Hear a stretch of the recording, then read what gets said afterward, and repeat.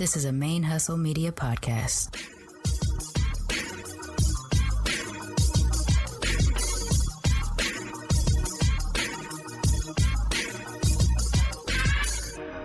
Hello and welcome to the show. My name is Jackie O and you're listening to Militantly Mixed. Yo, this is Rashani from the Single Simulcast. And when I'm not making you laugh or making up parody songs, I'm kicking back, listening to Militantly Mixed. Konnichiwa, what's up, cousins? Welcome to Militantly Mixed, the podcast about race and identity from the mixed race perspective. Even though I was supposed to be on mental health hiatus for the month of October, it was the least restful and most stressful mental health hiatus in my memory. And as I'm sitting here recording today, I am less rested and more stressed out than I was when I decided I needed to take the October break. So that sucks. And I released 3 episodes during what was supposed to be the break, and I did a number of administrative back-end Militantly Mixed projects to try to get things nice and sustainable for me as a one-main show. And as a result, I overdid it. I way overdid it in October. And that was just show-wise. That barely touches how much more work school was last month. And because I had already fallen behind, I just stayed behind. And then my Militantly Mixed projects got me further behind.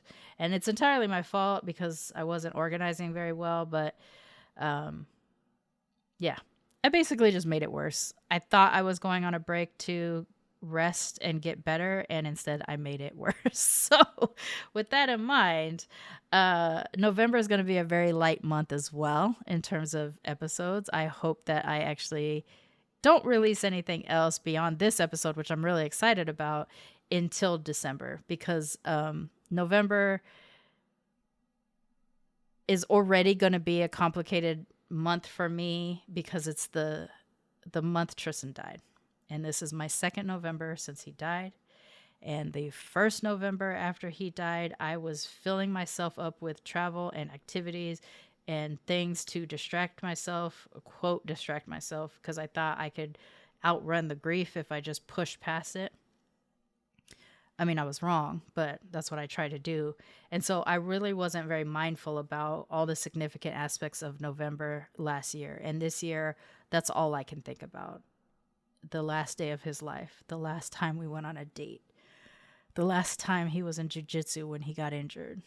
There's just the last time we were in the pool together. There's just so many lasts of his life and our life together in November that I just know it's already going to be hard enough to get through school this month. I don't think I can add on the responsibilities of the show. So I'm going to beg forgiveness and your pardon for one more month in the hopes that I actually do try to recover from the stress of the last couple months and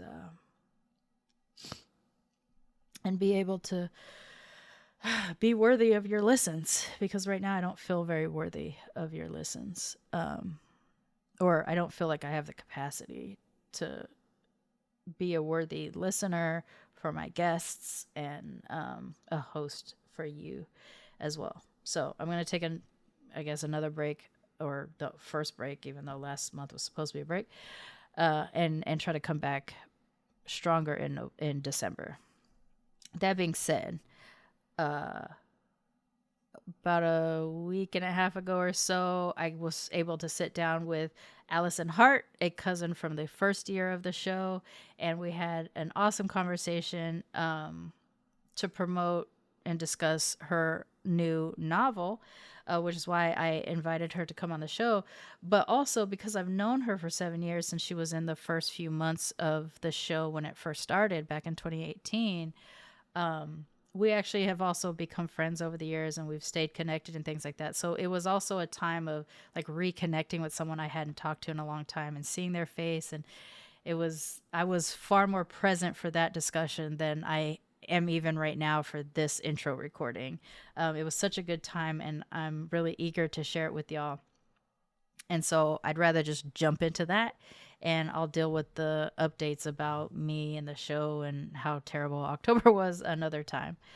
Before I switch over to the discussion with Allison, though, I do just want to make one more push for the DISARM short film that is crowdfunding on Seed and Spark right now. I think at the time this episode airs, they will be in their last day or two of the fundraiser. And the last time I looked a couple of days ago, they were at about 66% of their goal. And they have to hit at least 80% of their goal to get funded through Seed and Spark. And while it would be great if they hit 100, let's just try to at least get them to the 80 so that the money that people are agreeing to donate will actually get funded. And the reason why I've been pushing it so hard, even though I'm not involved in the production in any way, shape, or form, is because I want to see it. I want to see projects that are created about mixed people by actual mixed people for a mixed audience, and that is what DISARM is. It is a mixed race woman who has written a story involving a mixed race character, and it is for a mixed race audience. And I don't care what our mix is. That part is actually irrelevant to me when it comes to supporting art that is created by mixed people, because there's going to be far more that we can relate to an actual mixed person writing a mixed story, regardless of the mix, than anything that mainstream media or Hollywood, whatever you want to call it, inserts mixed people into, because it's never about us. So anyways, that's why I've been pushing it so hard. I want to see this film, like, as purely selfishly, I want to see this film, but I think collectively as a mixed community and anybody who listens to the show could benefit from the opportunity to see a mixed story created by a mixed person for a mixed audience. I say by us about I say for us, by us, about us all the time, and I really mean it, and this is an example of that. And so that's why I'm encouraging folks. $5 if you got it, $10 if you got it. I mean, 20, 50, 100, great, but even just $5 and $10 will get them there if enough people do it.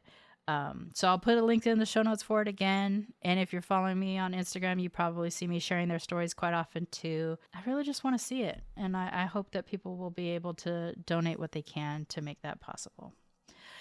And the last thing I have, and this is a, I guess, personal thing to share. Even though I'm completely overwhelmed right now, I had actually committed to participate in Knit November, which is something put on by the American Cancer Society.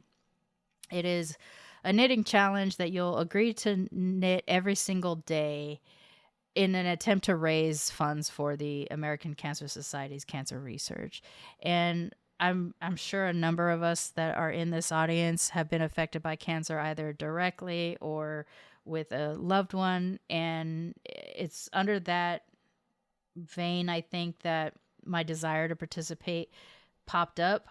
But the other part of it is I am a knitter, and I knit every day. It's part of my ADHD. It helps me stay a little bit more focused and things like that. So I do knit every day anyway. So that part's not a challenge. But what is a challenge for me this month is to knit with intention and do my best to keep up the posts so that it encourages people to donate. I'm trying to raise $250 in the month of November.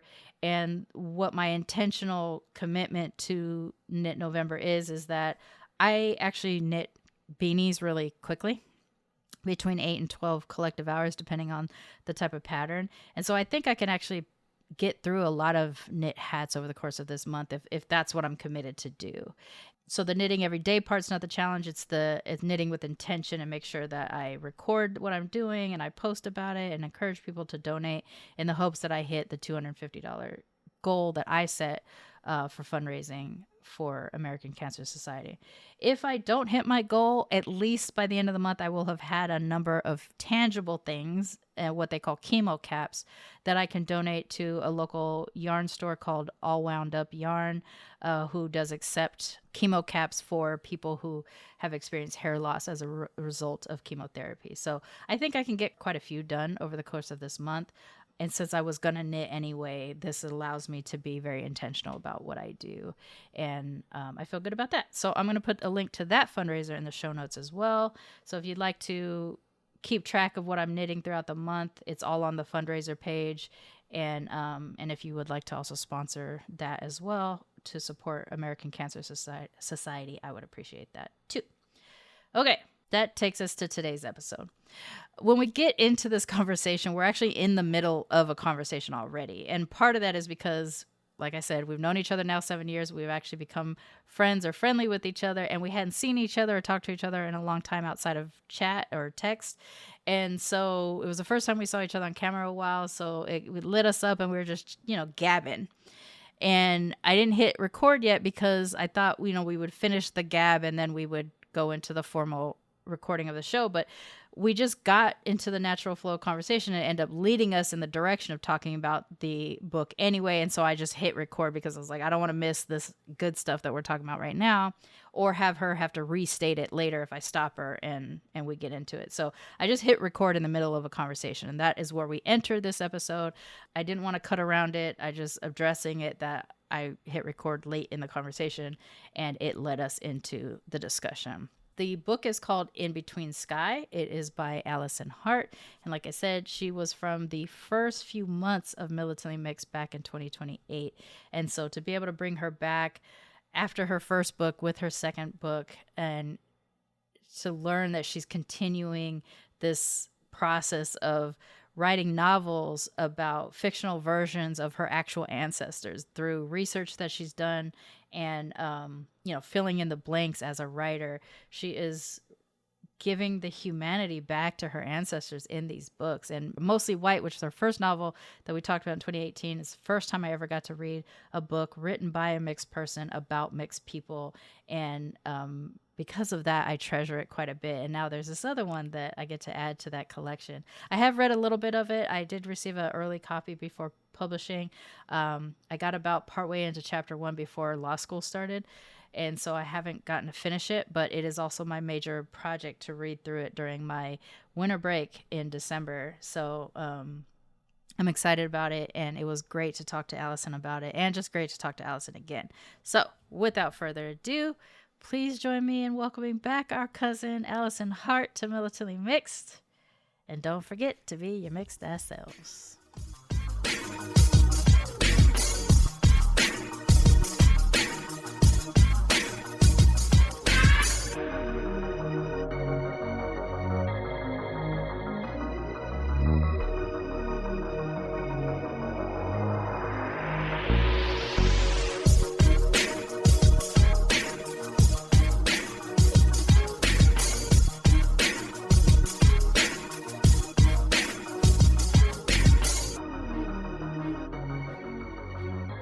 History from our research, it bore heavy. Yeah, I bet. On me, and this is one of the reasons why dance is so important, music is so important, community is so important, because otherwise it's too much. And I do feel that the history of this country collectively, you can call it Black history, you could call it Native American history, whatever history, the history that happened on the United States in this country is so brutal. Yeah. It is not for one person to hold. It is not for one group to hold. And that's why it needs to be held in community. It needs to be shared in community. And so when I decided on a book launch, I was like, okay, I need to dance. I need to celebrate. I need to be in community. So fortunately, and because I'm just grateful to the dance community I belong to, which is at The Beat, which is a Black-owned studio in Berkeley. And my teacher is El Salvadorian, and she teaches Afro-Cuban salsa. So I've been studying with her for about 4 years, but prior to that, I've had a lot of other dance training. And, she's from El Salvador. She survived the revolution there, and just with other strong women dancers who I know, everybody came together. It's like, yeah.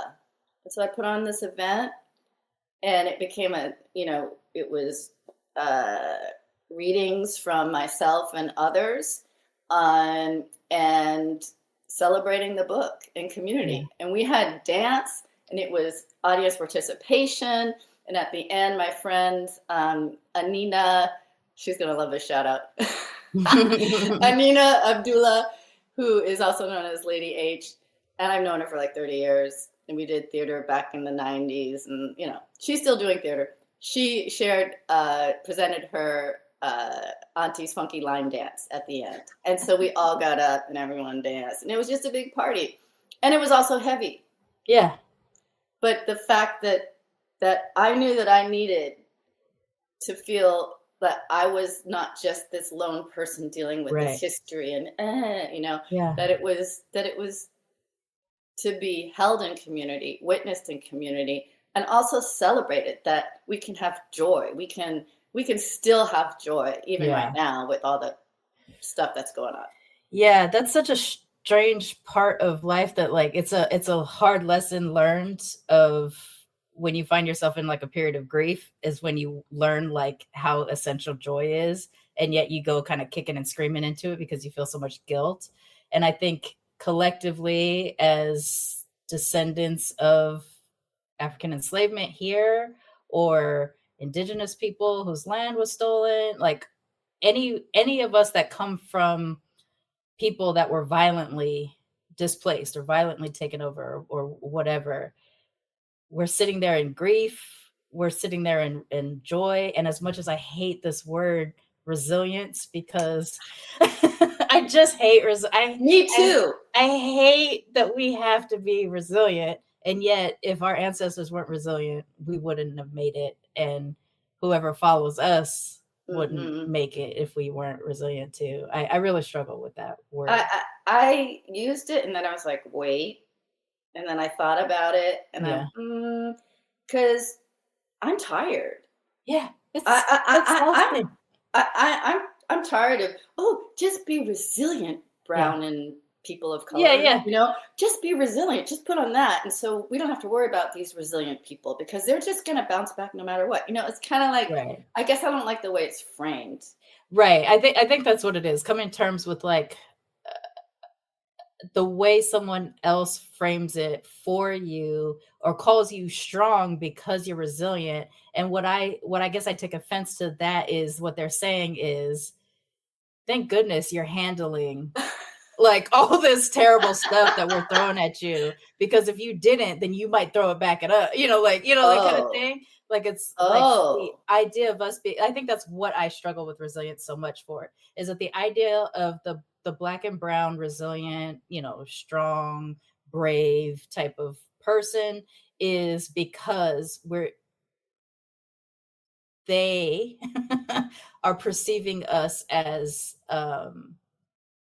letting it go or, managing our pain so that they can not have to deal with it. I mean, I think we see that also in like, we don't want young white kids to feel bad about being white if they learn about the civil rights era or something like that. Acknowledging that they don't believe they're resilient people. They expect us to be. And that's really deep. And it's also just this sense of, I get to stay in my privilege bubble. Yes. Exactly. I get to stay in my privilege bubble. You get to be resilient. Yeah, exactly. So if we're trying to be resilient on our own terms. And with that. If we're trying to be resilient on our terms, I think what you're saying about needing community while processing, all the stuff that we have to process is important. And I think for me, it took being in grief to realize how important balance of joy and pain are. Like in the past, I guess I acknowledged it, but I didn't know. I didn't really know the way that I know now. It was that if I can't break this up with, like you're saying, dance, if I can't break up this heavy story that I'm about to share with you with dance or with, right before I hit record, which I just hit because I'm like, I don't want to miss what we're talking about. Yeah. But right before I hit record, we're both cracking up about how terrible of a time to be alive this is because of everything that's happening in the world. And like that moment of like, hysterical laughter when we're talking about something so painful is pretty much where I live right now. Like that is exactly where I've been living for the last year and a half. And so I'm glad to hear, like, knowing what I know about you as a writer and however far I got into the In Between Sky, I know that you tackle heavy history, and you're processing some of this heavy history, like you through characters. You're giving us people that we can kind of ground the pain and the difficulties and stuff like that. You give us people that we can flow through the story with handling pain and everything like that. But if you just had to sit in that, and if that's how you showed up, like if you're in your reading and it's like, hey folks, let me open you up with this, and then at the end it's like wine and cheese in the background, that doesn't feel like you're going to be able to really process the heaviness. But to be able to dance and get it physically out of your body, I think that's so healthy for us. And I'm going to say, like, for Indigenous people from wherever we are Indigenous, many of us have cultures that are like that, where dance is a part of our rituals for battle, for struggle, for grief, for funerals, for births. Like, it's a big part of that. And I think as we became westernized version of civilized, I think we lose knowing that is something we need. I think that everybody was Indigenous at one time. And that one thing that we did open up the event with was I had a concept of doing honoring the four directions and the loving ancestors dance. And so that was a way for me to embody a land acknowledgement, which is another thing that kind of feels like a lot of lip service around here. And there's part of me that's okay, I appreciate it, but then it just feels sort of inauthentic. So I went through that too, where I had to address like the way I felt about it, because I used to do a land acknowledgement, and then I'm like, but what else am I doing? It's like, okay. And then here in the Bay Area, it's like if you come in like 2 millimeters in someone's driveway, they flip out at you. Right. So it's like okay, I'm on stolen land, but you're still in my stolen land right now. But wait, okay. So that's terrible. It's a joke. Yeah. But so we started with we did a collaboration of a fusion of movement, and it was ballet, modern, Afro-Cuban, African Brazilian, and Native American inspired. And it was like that started out. That was the circle that was created for the event, and that was also honoring the loving ancestors. So I guess I'm talking about this because this is where I find my strength. And this is the way I pray. I don't pray like to just in just like one mode or one culture. I've like infused a lot, and it's become my own cosmology, which also I realized as I was finishing the book and writing the book, I'm like, I think I really just created my own my own cosmology through this book, but that's where again we can find our strength, that we can look towards our loving ancestors. And I preface it by loving all the time, because we don't know who we're calling in. I mean, fair. That's one of the complicated things I think too about those of us that are mixed with colonizer and colonized, or oppressor and oppressed, is that, when I invoke the ancestors, I have to be very specific about which ancestors I'm talking about right now, because, I'm not a person that's spiritual or anything like that. I do reference ancestors in terms of different aspects of my life or whatever.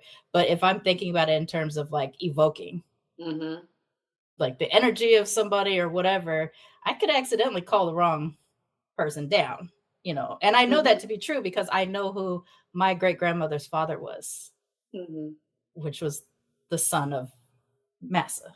So like if I'm thinking about who I'm calling, or if I'm going to call on the ancestors, if I'm going to evoke the ancestors, I need to be very specific with what I'm talking about right here. Yeah. And this was taught to me by a healer way back in the 90s. And her name was Gloria Bell.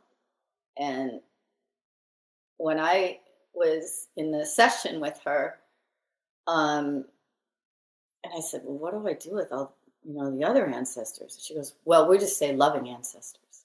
And that stuck with me. So I just thank you, Gloria Bell, where you are in spirit, because that really helped me. Yeah, that reframes. And honestly, we don't know. Also, it's like it's all being human, right? Like we can't just say, oh, because of this color or this culture that these people didn't commit things that harm to other people. Like we can't. I mean, I don't live in that world. I live in a world of nuance and complexity, and in betweenness. Like that's where I live. That's what I hold. That's what we hold all the time, navigating the world outside without people, and encountering most people who don't have any clue about any of this. Right. Or even the interest to try to figure out like where we come from before. I think those of us that try to tap in to the past a little bit, acknowledging where we come from, I think is important because it does help us, process everything that we've been through. I think, especially now that we're starting to learn about how trauma processes through our genetics and things like that, like there's issues I am dealing with now that I don't know that they came from 4, 5, 6 generations back or something like that, right? And so if I'm trying to process this without trying to learn about my ancestral past, what am I going to miss? Like what am I going to miss in trying to process through all that kind of stuff, I think. But I think that is something that I feel like I think about when I think about you, because you're a really early cousin of the show. You came in our first year of the show with your first book, Mostly White, which is, I have my little bookshelf right here. So I was able to reach back for it. And with you, this is the first time I ever was able to read a nonfiction story, not just that a mixed person was in, but that it centered around these mixed women, multi-generational mixed women. And I never got to have an experience like that before. You're the person who gave me that experience. And so that's something I hold about you a lot. I do think about you a lot because of stuff like that. Like you gave me that. Another thing that you gave me was the term medicine as like this community stuff that we do, or these moments when I feel very heavy in my community and I acknowledge it as like, oh, this was my medicine. I just had 2 of those moments in the last couple months. In August, we had the Free to Be Fest in LA. And so it was a mixed people day, but specifically that day, there just so happened to be a ton of Blasians. And I'd never been around that many other Blasian people before. It was like 17 or 18 of us. And we were all different, Black we all had, but like East Asian, Southeast Asian, South Asian. And to sit around there, I was just like, oh my gosh, I didn't realize this would feel as good as it was. And so I remember thinking, this is a medicine moment for me. And then again in September, I was in San Francisco for the Mixed Asian Day. And so that was another part of like my mixed identity is, predominantly mixed Asian. And it felt really good too. And I felt like, I was having another dose of medicine. And that was something like every time I say it, I think of you. I'm like, because you gave me that. I didn't have that terminology before. And every time I use it, I also like, credit where credit's due. I like to acknowledge where I get things from. You're the person I got that from. And I know you got that from somewhere too and everything like that. So I probably, and I'm really glad that something I said helps, because I think that with writing, I'm writing for myself, for my ancestors, Right. for really loved ones. I'm writing to them, Yeah. you know, and for them, and also for the sense of honoring the past, honoring experience, amplifying experience, like of mixed raceness in the first book, anyways, and just like really doing it unapologetically and just kicking it out, you know, and just in also hopes of like, okay, if there's some other mixed people that identify, then great, because I've spent my life going through films, going through plays, going through books, trying to find myself, trying to find a reflection. And then after reading so many women of color authors, like so many, I started to believe in my voice. Yeah, I started to love believe that. that I had a voice. Oh, I have a story, you know? Yeah.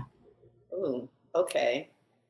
And I think the word medicine, that this is medicine, and I'm sure that it comes from Native American communities, because that's what I was really, really delving into. The first book was really a lot of that, a lot of those unknowns, really. Mm-hmm. Yeah, I mean, I the way I describe what you were just talking about, like that search for finding yourself in any kind of like media or whatever, I was like, it was these nuggets that I was able to collect. I couldn't get it in one whole character or even like the concept of a film or a TV show or anything like that. It would just have to be like, oh, that character's parents aren't the same color. They might be the same race too, but they might not be the same color or something like that. And I'll be like, I have two parents that aren't the same color. There's a little nugget, you know, or this person's physical features don't match the skin tone according to what other people, you know, expect or whatever. So there's a little nugget for me. And when I got a chance to read Mostly White and connect with you, it was like, I didn't have to really search for nuggets, even though I don't have, to my knowledge, well, like my family does say that we do have Black Seminole in us, but I don't have any of those stories. I don't know how far back. I don't have anything to connect to directly. So in reading your story, it's not like it's exact match of what my situation is, but it was multi-generationally mixed women. It was, you know, they had some Irish in them, they had some African in them, they had some indigenous in them. So it was like, that was what I could get, that connected me. Three different major ethnic cultural connections mixed into these multi-generational women. And I just never got to have anything remotely like that. And like you, the way I did my processing was through creating the podcast. I created the podcast for me. I wanted to have conversations about mixed people. I wanted to have a chance to try to meet more mixed people too. And if it was going to benefit other people, great. But in the beginning, that wasn't the goal. I was filling a void. I was feeling something that was missing in me. And here, near, 7 and some change years later, I now have all these relationships around the world with people I wouldn't have met otherwise.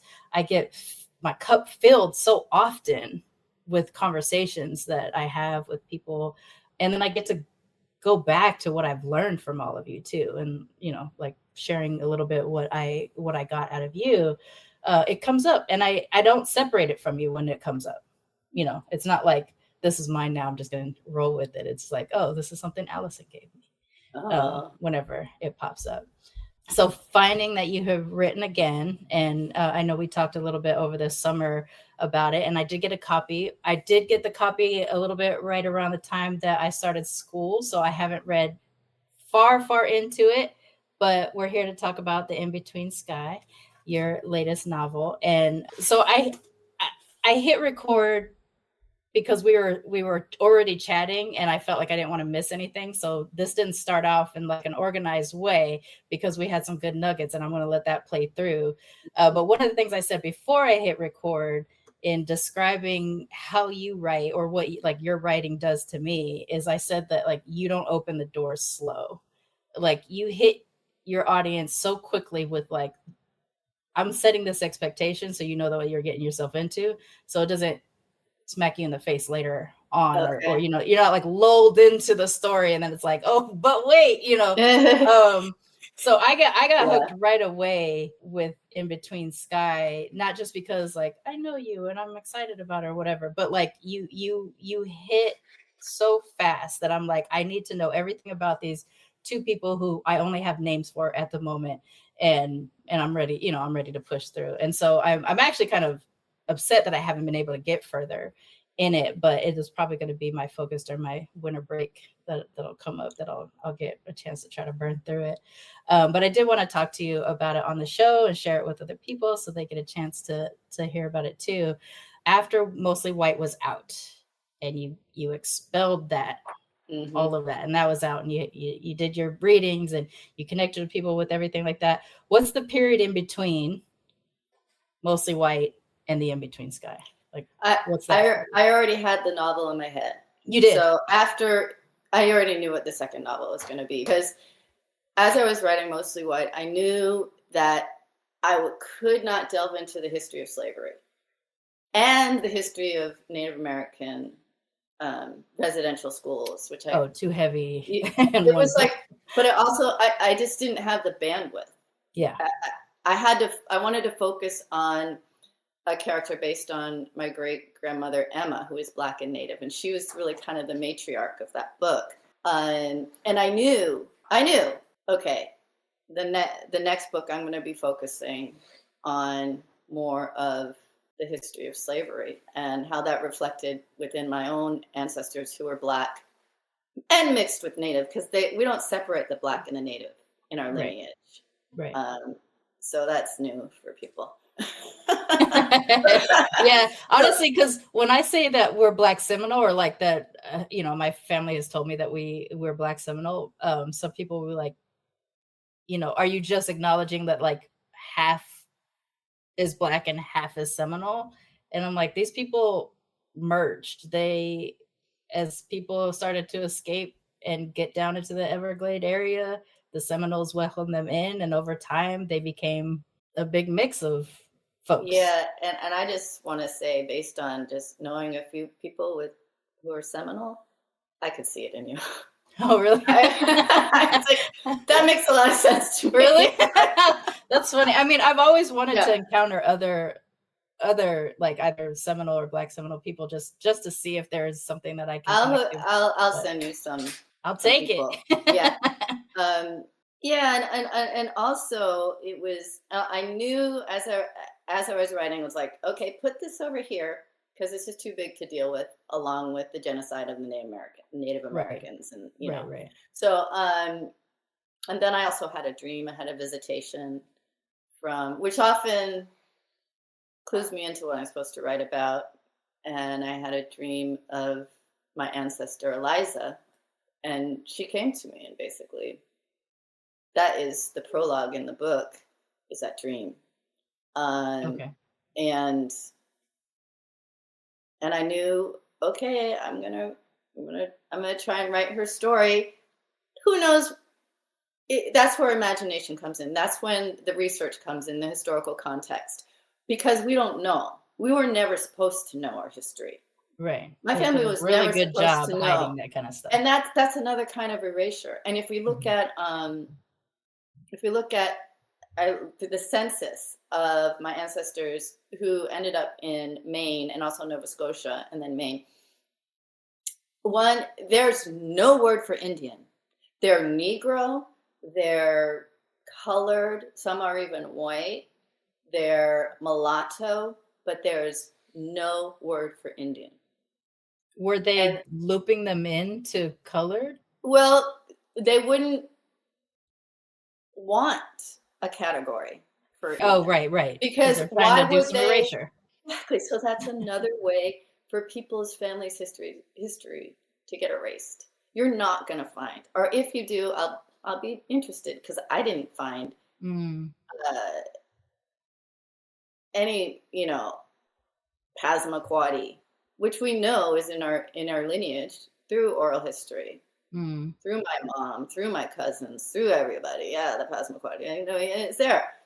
They didn't want people to have a a name, because then that name would go with land entitlement. Right. So that's another way of Diabolical. It is. But that's another way to erase people. I mean, to think about like how so many mixed people now talk about the pick one, story that everybody has, right? Like, oh, you have to pick one. It'd be better for you if you pick one, blah, blah, blah, blah, blah. The way pick one has always been a presence for us. Whenever this started, if you're an Indigenous person, when they're trying to erase the existence of Indigenous people, not even giving them a category. Yeah. And I also will say that it was really unsafe to be Native American. And you didn't want to be. Yeah. That, gosh, there's so much that mirrors like all of our existence. Like as soon as you say that, I start to think about literally all the genocides that have existed in the world in the history. Like the Armenians had to hide the way their last name presents is as like a eon sound at the end. They would have to drop that so that they can exist in other places without someone being able to mark them as Armenian. And that was the way that those who escaped the genocide got to continue to exist. As some of those people are starting to reclaim those older names. I had a friend that had that situation. Like they have the short version of the name, but they know what the old version of the name was.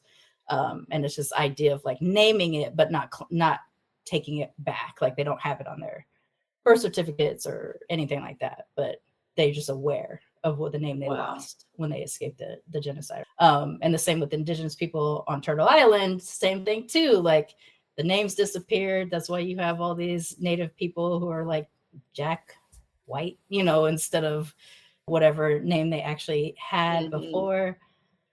And that it's okay. And that we're also interfacing now the same evil. Right. And so how do we move forward? How do we keep going? And one of the things community. That I thought, community, this conversation being held as a mixed person, as with all of our parts, not like little nuggets you were talking about, but when we're in conversation, for me, being in a mixed space is like talking here with you, or being in a mixed community, intentional community, is when I feel like I can, and I can feel that it's okay to be center, because the mask can fall off. It's just like, because I'm always navigating the little edges and going, well, okay, I'm going to stand over here and I'm going to watch, and it's cool. And if I'm invited in, fine. And if I'm not, I'm cool. Or, it's just, that's how I navigate the world. Yeah. Or it's like, this person gonna ask me the question. The question.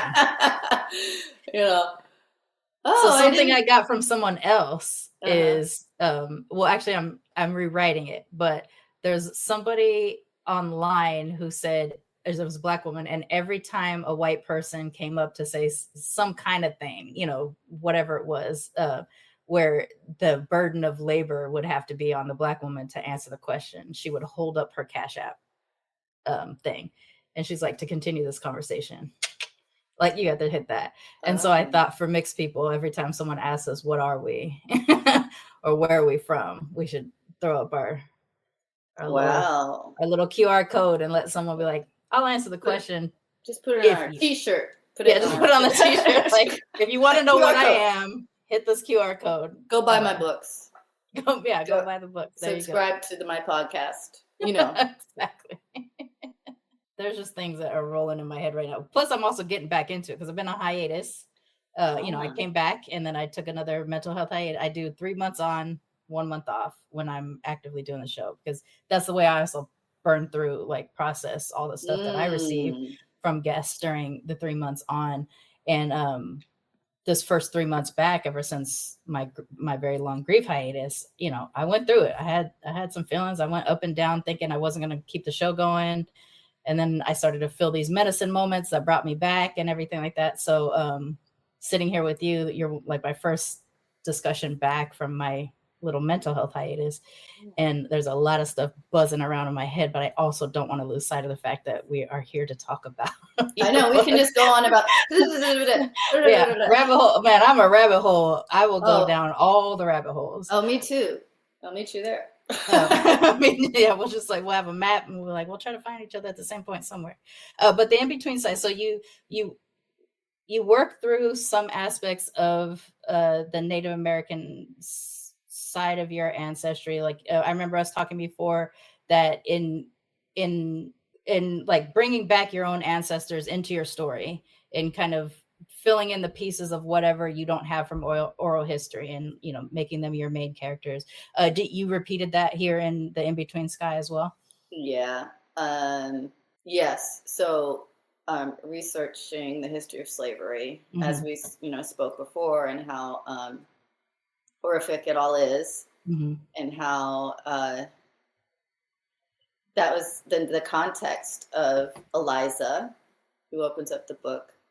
And then okay, well, what happened to this ancestor who's from Philadelphia and they were born prior to the Civil War? And then finding out, oh, I have so many veterans, Black ancestors who were veterans in the Civil War. Oh, wow. Like more than a few. So there's a character based on August. Well, it is his, I just use his name.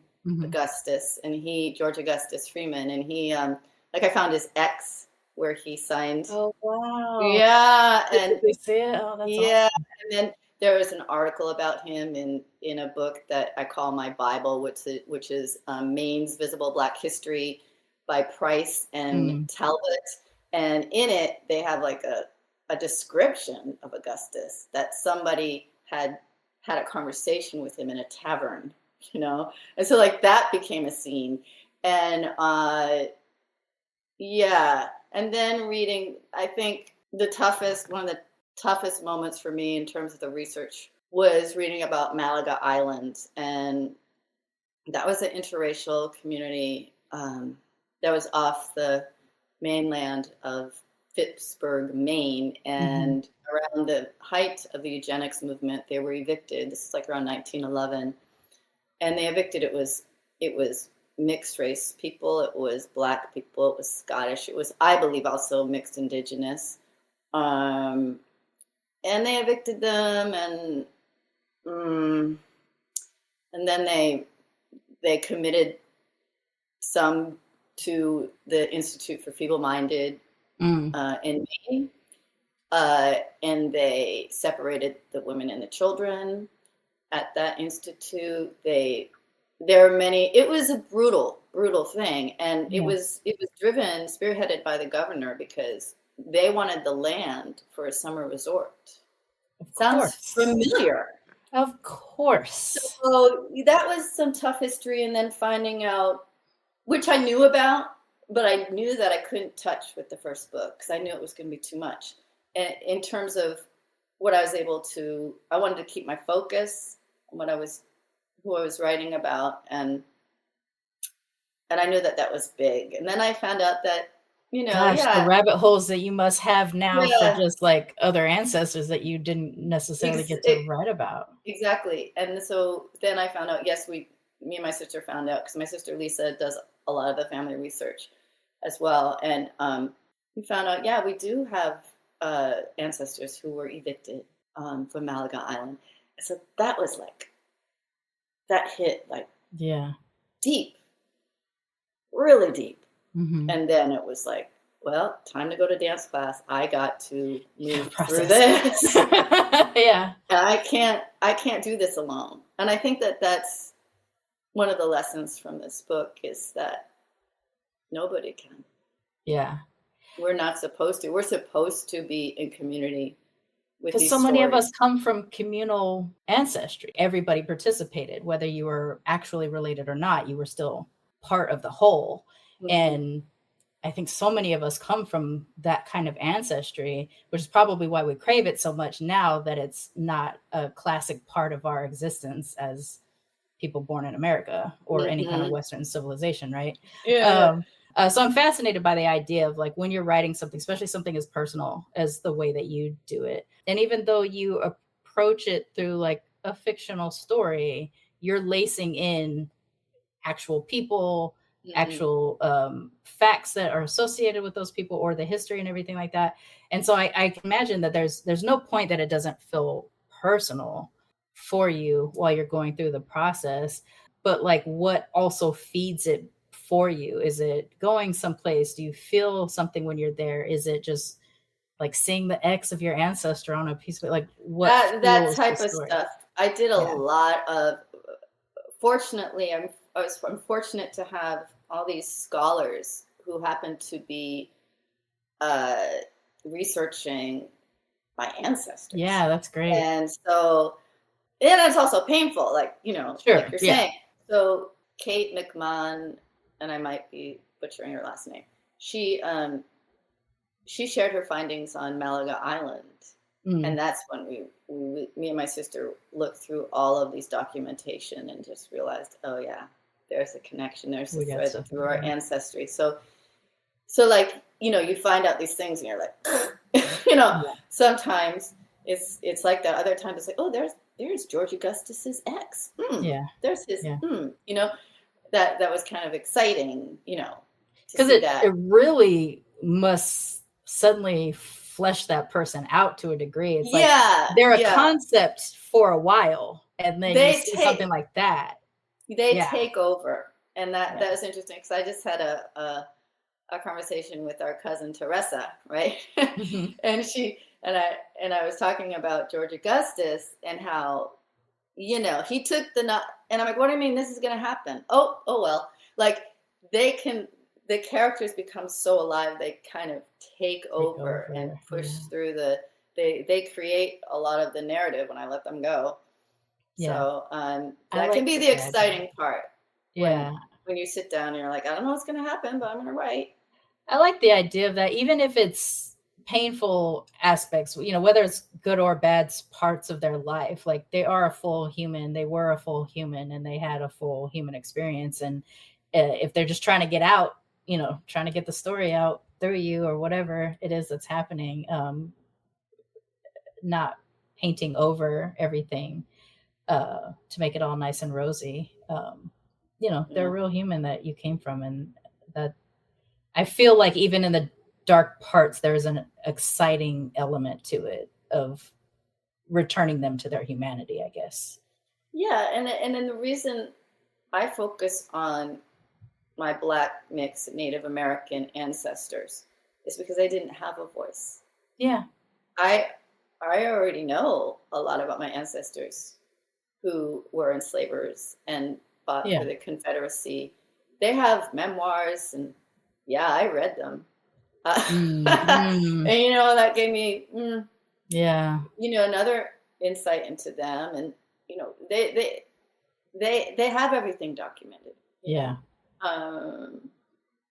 So I also like the idea of you writing a story versus just like recounting the history, right? Like writing a story actually does give them life, I think, in a way that just like a historical, you know, kind of like they did this and they did that and then this. But in here, you're also saying like how they felt in a moment or what a particular experience was like. It does make them a more full human and gives their story back to the world in a way that like, all right, so our enslaving ancestor has a memoir, but it's probably painted very prettily for them in some elements, right? Whereas like the good and the bad, the painful and the uplifting or the motivating things or whatever that you can add to your ancestral characters. I don't know. I just feel like there's something more full about something like that. So I think what, you know, I hope for when I'm writing these characters that are based on my ancestors is that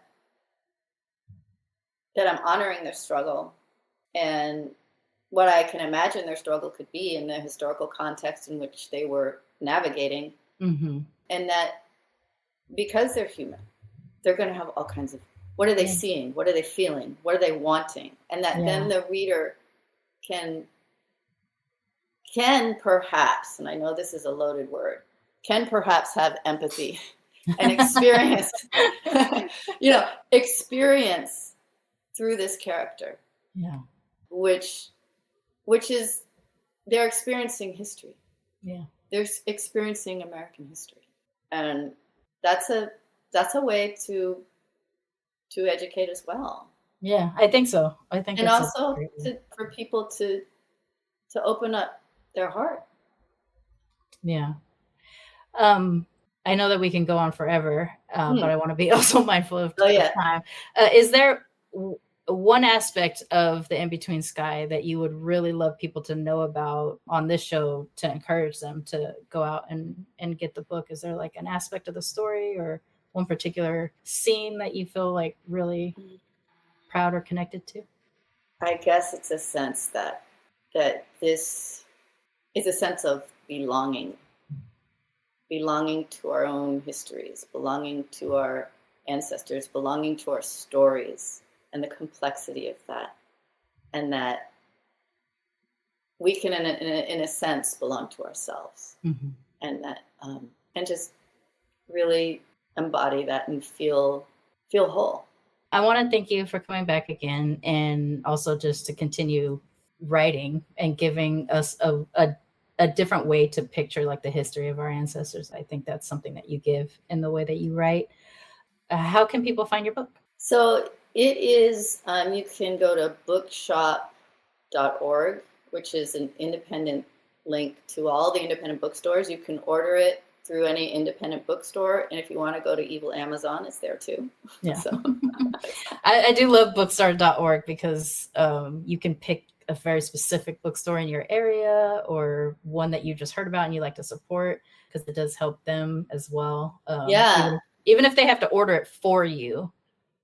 It's still coming through them. And I think that's a way to support your local community. It's also just support whatever you find valuable, like a queer shop, a Black owned shop, an Indigenous owned shop. Oh, I want to say a plug for Black Walnut Books. I think they're in New York. Okay. I'll find the link and put it up. Okay. I'll send you her Instagram. Okay. All right. Oh my gosh, Charmaine, thank you for this conversation. Thank you for your time. Thank you for coming back to Militantly Mixed and bringing it for all of us. So much gratitude. Thank you. Thank you. No, I realized like once you popped up on screen, I was like, man, I actually admit like we did talk more often back before. And so like I did take a very large break after Tristan died, but also just like making sure that I actively reconnect and do more video chats and stuff like that with people that I've managed to maintain relationships with felt very important. So I was happy to see your face pop up when the video. So thank you for that. Thank you for coming here and sharing your story with us. I'm going to put all the links in the show notes for everybody so that you can grab this book and support another mixed cousin. Blessings. All right. Militantly Mixed is a Main Hustle Media podcast, produced and hosted by me, Charmaine Fury. Music is by David Bogan, The One. Please follow us on social media, YouTube, Instagram, and Facebook at Militantly Mixed. If you'd like to become a Patreon of Militantly Mixed, please go to patreon.com/Charmaine Fury for a monthly sponsorship or paypal.me/militantlymixed for a one-time only donation. And if you like what you hear on Militantly Mixed, please subscribe, rate, and review on iTunes or wherever you listen to podcasts. And don't forget to be your mixed-ass self. Main Hustle Media. Turn your side hustle into your main hustle.